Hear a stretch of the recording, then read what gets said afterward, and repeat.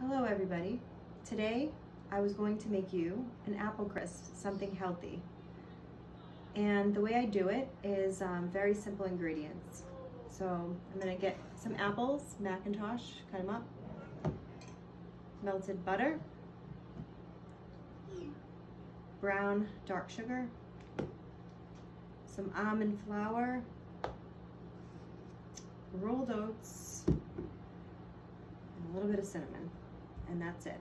And what I'm going to do to start is I'm going to start with the apples, put them in a bowl. I'm going to mix the sugar, just half the recipe.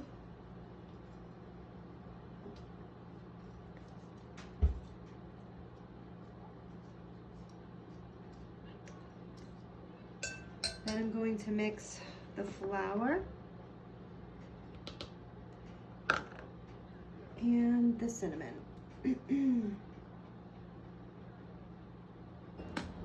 So I put the apples in a bowl. I put the cinnamon, the sugar, and the flour in the bowl. And then I'm going to use half the butter. And then I'm going to mix those together first. My oven's set at 350. And first, my apples, once those are done, then I'm going to put those in a 9x11 baking sheet.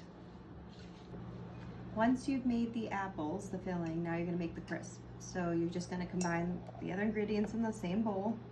So the brown sugar, there's the flour, the rolled oats, and then you do have to put some baking powder and also baking soda. So a 1/4 teaspoon of each to make it rise a little bit. And then I added the cinnamon already. And then what I'm going to do is I'm gradually going to add a little bit more melted butter and I'm going to mix that together. The apples will look like this.